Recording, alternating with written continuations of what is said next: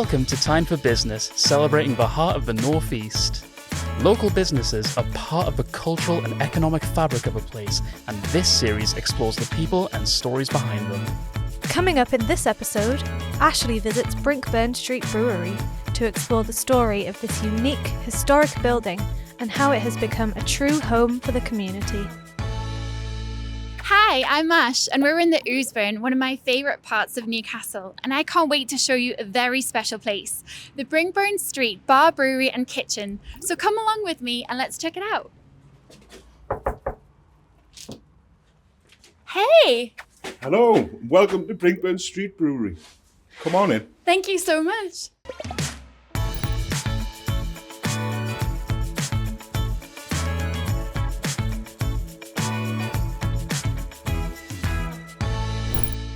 We've got a tiny brewery here with only 4 fermenters, but we are entirely self-sufficient in the sense that we can brew the beer, carbonate the beer, package the beer, and we do very small batch production. So we're very much, you could describe us as, maybe at the boutique beer end of the market. So less mass production, more, specialist small batch production of beers.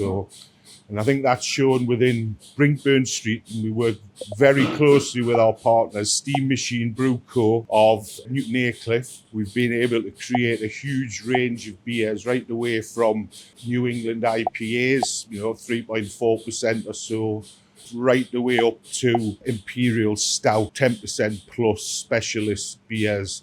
Because of the collaboration, we're 35 miles distant to Newton Aycliffe. That's a long way in the craft beer world. And we've been able to collaborate now for 8 years to produce this, as I say, really impressive range of beers, but, all brewed at a certain level, purity and, taste. And, there is certainly, we'd say, beauty in what we produce. Brewing is a specialized form of cooking. So we apply, the same cleanliness regimes, required by environmental health across the board. So that is absolutely paramount, cleanliness above everything, yeah. I love that.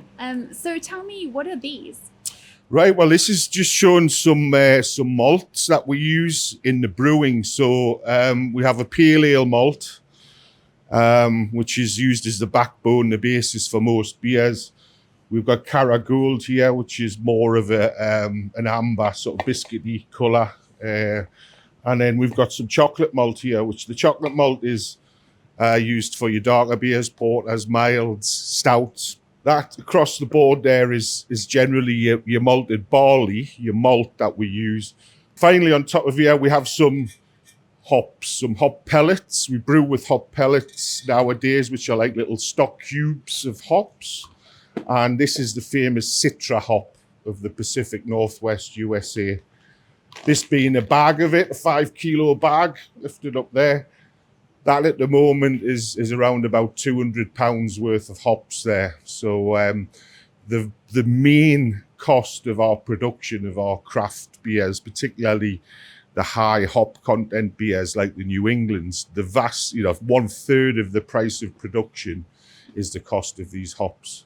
However, these hops differentiate our microbrewed beer against maybe what you might call the commercial beers available in the supermarkets, the commercial craft. We do not use any finings. We do not use any chemicals to try and clear our beer. In fact, we supply a lot of our beers unfined and therefore hazy, cloudy, which is very much very important with regards to the flavour of the beer.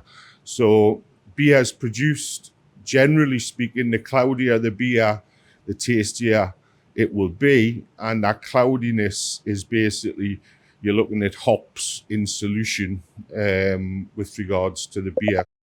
You've got some fantastic ingredients that are imported, and you mentioned from the US or from New Zealand. There have been some new import-export tariffs. How is that affecting your business and your industry? Okay, well, with regards to imports, we import probably about 60% of our hops used from the US. There hasn't been a dramatic change on prices, as we've noted, with regards to the tariffs. In terms of our our malts and so forth, they're all sourced from the UK. And as I say, the USA, we're already paying top dollar prices for the hops, and we continue to do so. But as the key ingredient to our beer, it's so important, that we, try to use as many as those hops, which is that is economically viable to get into the beer. As I say, that's our differentiator as we see it. Lee told me through the brewing process. What really stood out wasn't the ingredients, it was the care behind every pint. We have a 2-head filler, so 2 cans filled at once. Getting the fill correctly is really important, so a lot of fine tuning to get that right. Once we've filled, we've got a very simple single seamer where we'll seam the lid onto the top of the can. Getting the cans right in terms of carbonation levels and fill is a really, fine-tuned thing. So, that's it. We would probably produce about 300 to 400 cans per brew, which generally we'll sell just ourselves direct to the customer. Per year, we probably produce about 120,000 pints of beer. 98% of the beer we sell direct to the customer. That's unusual in the UK. I mean, most small microbreweries are trade-based in terms of their production.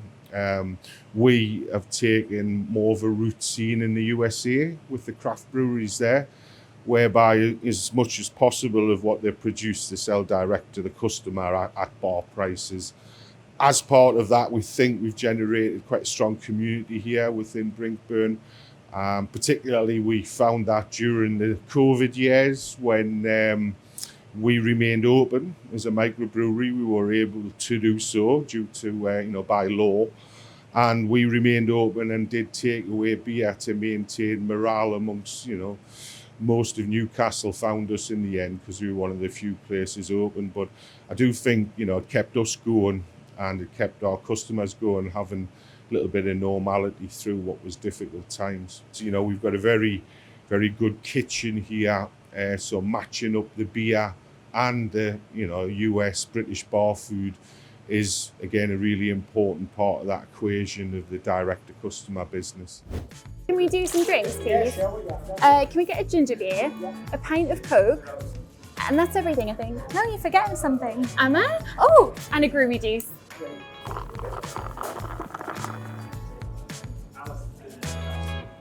Groovy. What struck me is that the Brinkburn isn't just about beer, it's built on nearly 200 years of history. The origin of the building, this was the original Maling Pottery factory in Byker. Around about 1820, Malings came here and basically set up a large pottery, and this building itself was the quality assurance building for the pottery, where they'd bring the finished pots through prior to being put onto the keel boats onto the Tyne, and then taken to the mouth of the Tyne where the larger ships were. So this end of Byker, the Ouseburn Valley, was the poorest part of Byker, so that's poorest part of Byker, and all of the industries around here, glass, pottery and so forth, the place, was, heavy in, Victorian industrialized area. Maling Pottery is very famous on Tyneside. I think, most people have got a set somewhere within the family, and the great example really of, immigrants coming in, bringing skills, in this case, making fine pottery, 200 years ago, but, I think, as a company, Brinkburn Street will always be supportive of immigrants and refugees with regards. I think we all really are immigrants here on one generation or another. So, as I say, Maling Pottery here, very, very famous. I know lots and lots of people whose families worked for Malings within Byker. And what's really great about this building, this was the first school for workers' children in Newcastle in 1832. So for the children of the workers of Malings, they were educated here for the first time on the top floor of this building. So, a bit of social history there. So that's an incredible legacy. So were they schooled by Maling as a company, or was it the workers as a collective were taking care of each other's kids, or how did that happen? The Maling people were Huguenots who came across from Belgium and brought with them, a kind of Protestant work ethic, but also the idea of educating the workers' children, the lower ends of society. And, that's the basis really about, if you look at Newcastle and everything, we've created shipbuilding, so forth, all the technologies developed here. The origin, of all of these is education for the people, so it started then here, which is great history for us. I think we're very proud of that. So what are we looking at? Well, here and behind Princess Leia here on the door, keeping guard, this is an old tunnel from the middle of the 19th century. And this is Maling Pottery's tunnel, which had a small rail track where they bring the finished pots through for quality assurance here. And if you can look, I'll just maybe step a little bit into here, but you can possibly see now, this here is a blast wall, and this was put in for the Second World War. It was used as a air raid shelter, Second World War. Have a little look in here. There's a couple of things to show. It's only a short. We also have a tricycle here, which was sold to me by a guy in a junk shop, and he told me that it is haunted and that the bell rings often when no one's around, but we're still waiting for that to happen. But it does look quite scary, especially if you've seen the Shining film, which involved similar sort of tricycles.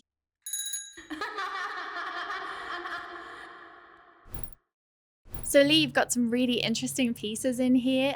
So much art, but also really weird, eclectic, eccentric, kind of unique stuff. So, what is this? Well, this is our statue of Ninkasi, who is the Mesopotamian goddess of fermentation. As a microbrewery, we've produced a beer in sort of honor of her, which is called Homage to Mesopotamia. And this fine goddess, if you like, Ninkasi, she covered both bread and beer, so both types of fermentation with yeast. So what a woman, eh? So anyway, this is Ninkasi, and this was from an auction back in the day. A lot of the kind of eclectic bric-a-brac or whatever we call in here is from Tyne Market, which I was an ardent visitor to for quite a few years. So the interesting thing, let's say, about Brinkburn Street, this entire room, everything is recycled, second-hand, very low carbon footprint Brinkburn Street, because everything we've got had already been made when we bought it, if you like. So interestingly enough, we do have students, interior design students from Northumbria University, who come and investigate and look at Brinkburn Street as an example of a traditional building being, let's say, upscaled for the sort of modern hospitality industry. So we do get students coming in quite regularly. They're often disappointed to find out that I'm effectively the interior designer here, but never mind. So we have a good chat anyway. So the place has been curated by myself based on what I've, picked up here and there. And I think, someone walks into Brinkburn Street to realise we're definitely not a corporation.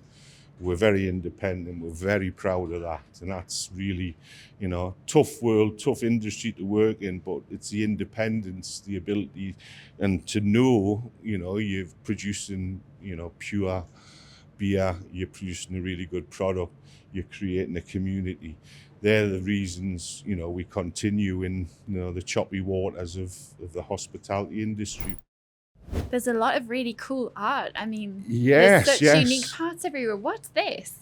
Well, this is amazing work here. This was done by a 14-year-old girl, a daughter of a friend of mine, and she actually did that in 2020. I was going to call it, because it was unnamed, I was going to call it School Run 2050 with the person with a gas mask, but in fact that became School Run 2020, didn't it, with COVID, but never mind. This up here is a paper mache version of that, which we've mounted there.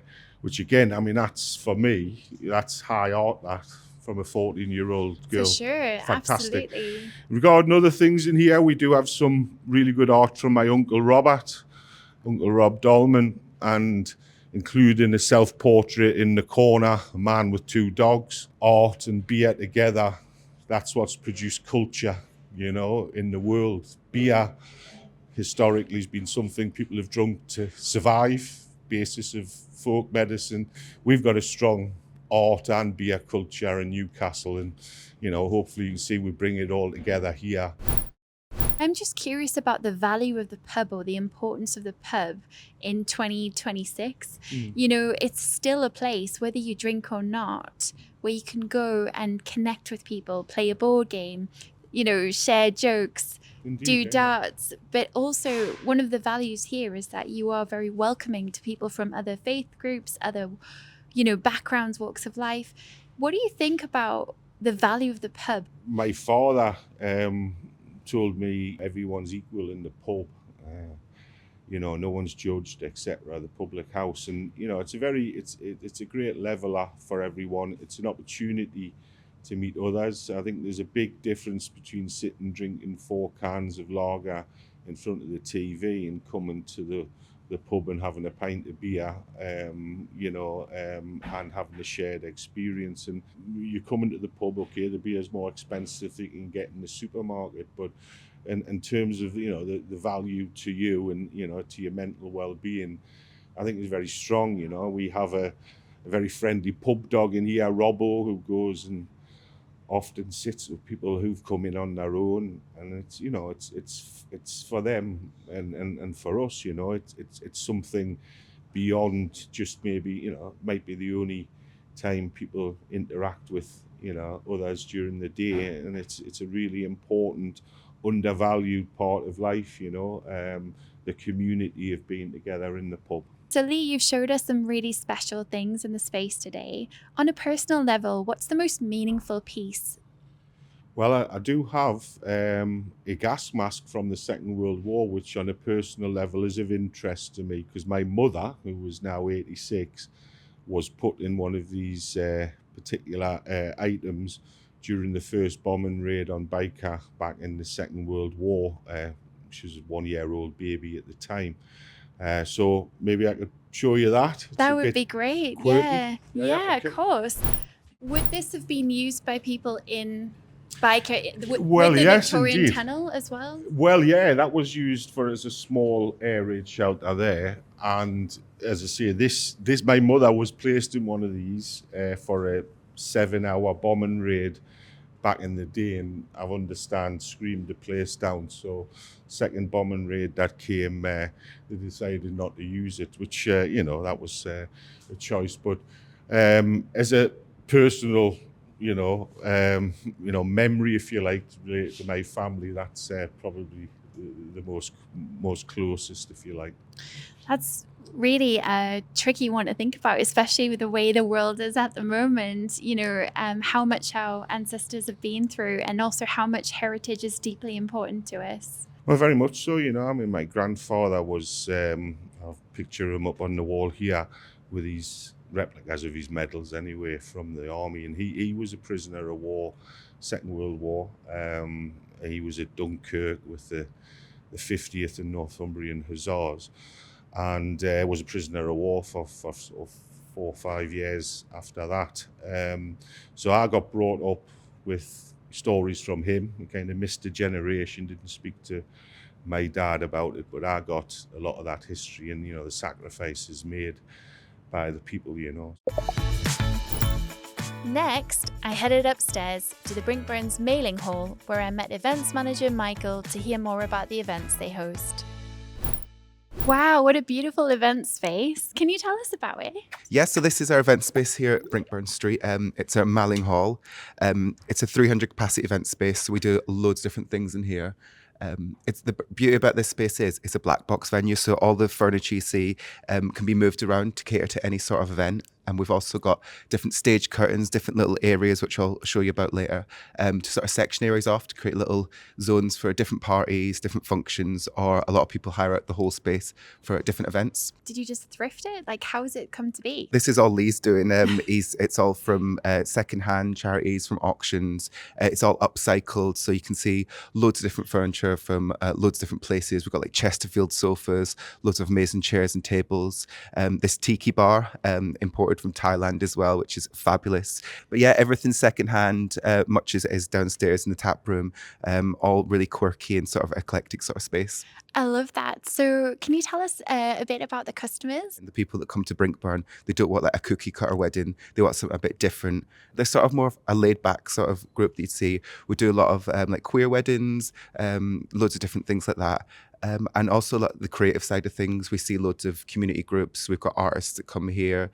We've just done book launches recently, and the in-house events that we produce as well are important to make sure they're diverse. So that could be anything from doing a film screening to a TV screening, or we do a drag bingo. Then the next week we might have an opera pop up. So loads of different things for loads of different people. And I think that's the beauty of Ouseburn in general, but also here at Brinkburn in the event space. Gosh, there is so much versatility in the space, but also in the programming. That's incredible. Pop-up drag bingo and also pop-up operas, which is amazing. And you've done circus stuff, haven't you? You've had circus performances. Definitely. We've done loads over the years. I mean, I've been here about a year now, and since then we've done loads of different things. We've collaborated, like you said, with the drag queens in Newcastle to run the drag bingo. We've collaborated with Opera North to do their pop-up opera, which is all about doing opera in different spaces and getting people that wouldn't necessarily be involved in the opera to come and see it in a space that might be more comfortable than going sitting in a theatre. So it's about taking those normal events you might see, but putting like a Brinkburn spin on it. Obviously, we're in the main part of the hall now. This is sort of the main hub of the hall. And this is where we run most of the weddings. We do all the food catering here. Like I mentioned before, it's a black box venue, so you can change all the furniture around. It could be a mix of sofas, chairs and tables like you see, or we could have rows of tables, table toppers to do more of like a wedding breakfast sort of thing. Moving down here, this is our wedge. So this is a perfect venue for sort of parties of like 60 to 100 people. So in this space, it's mostly sofas. It's sort of like a chill out zone. It's got its own dedicated wedge bar here, which we've got lit very nicely. And then down the bottom, it's got its own screen here, and we can set up PAs, microphones. We have DJs here regularly for the private functions. And you see these stage curtains here, which sort of section it off from the main area that's open to the public. Operational question. Can you have two different events on at the same time? Yeah, definitely. So we've got, there's white speakers all around the venue, and they can sort of section off the sound for different spaces. And these stage curtains, you'd be surprised how much the sound blocks out. So we've regularly had the public having their normal day-to-day drinks in here. And in here, we've had a 30th birthday or an engagement party, and it sort of sections the area off. That's the beauty of this space. We've got the wedge down here, we've got the main space, and you've got the yurt at the bottom for a smaller, chilled sort of group. Wow, I don't think people understand the scope of this venue. It's so cool. It's not only a brewery or tap room / pub bar. It's also a meeting space. It's a venue. It's a place where people are having weddings, parties, and a pizza kitchen. So that's a lot of organizing. Yeah, definitely. I mean, there's so many different cogs turning behind the scenes between myself with the events, and I have to sort of work with the kitchen and then work with the bar with different events. And we have meetings all the time about what's coming up, what we want to do, planning. And it's sort of like making all those things function at the same time, because we could have a wedding up here for 200 people while downstairs is catering to a fully booked kitchen.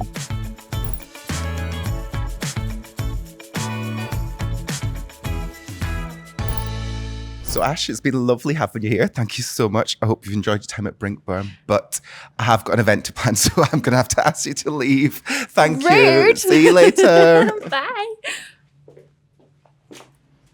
Oh my gosh, I can't believe I just got kicked out. So that was the Brinkburn Street Brewery Bar and Kitchen. What an incredible space. It is so unique and so much history, heritage and culture. Please do come along, grab a pint, chat to your friends, play some board games, support a local independent space.